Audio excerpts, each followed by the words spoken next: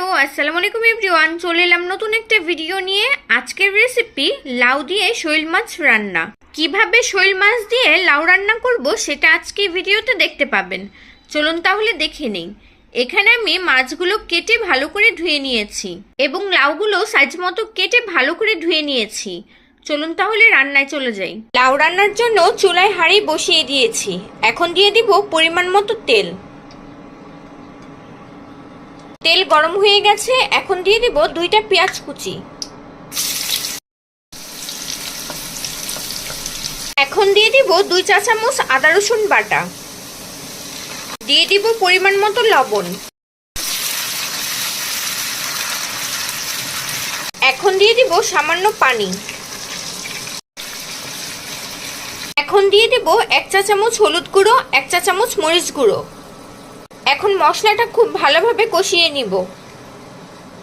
মশলা কষানো হয়ে গেছে, এখন ধুয়ে রাখা মাছগুলো দিয়ে দিব। এখন সবগুলো একসাথে একটু ভালো করে নেড়ে নিতে হবে। এখন 5 মিনিটের জন্য ঢাকনা দিয়ে ঢেকে রাখবো। আর চুলার তাপটা এ পর্যায়ে মিডিয়াম আঁচে থাকবে। 5 মিনিট পর ঢাকনা খুলে দেখে নিব। দেখুন মাছের একটা পাশ কষানো হয়ে গেছে, এখন অপর পাশটাও উল্টিয়ে দিব।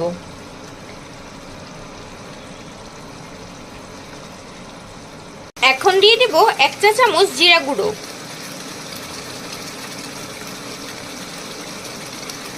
এভাবে উল্টিয়ে পাল্টিয়ে আমি মাছগুলো ভালো করে কষিয়ে নিয়েছি। এখন তুলে নিব। এখন এই মশলার মধ্যেই দিয়ে দিব ধুয়ে রাখা লাউগুলো। এখন সবগুলো একসাথে একটু ভালো করে নেড়ে নিব।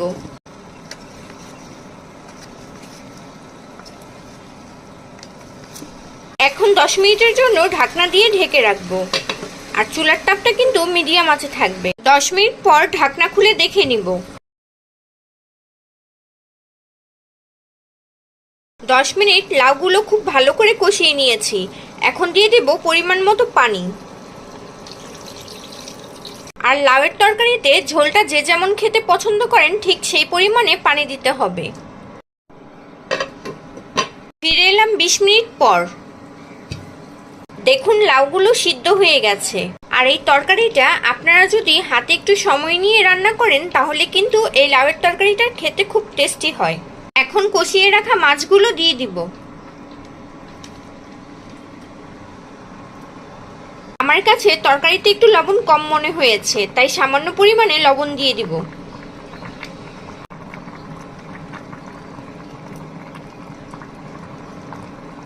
এখন দিয়ে দিব 4টা কাঁচামরিচ। আর কাঁচামরিচগুলো মাঝখান দিয়ে আমি ফাড়ি করে দিয়েছি, এতে তরকারিতে সুন্দর একটা স্মেল ছড়াবে। এখন আর ঢাকনা দিয়ে ঢাকা যাবে না, এভাবে চুলায় আরো 10 মিনিট জাল দিয়ে নিব। 10 মিনিট পর এখন দিয়ে দিব ধনেপাতা কুচি।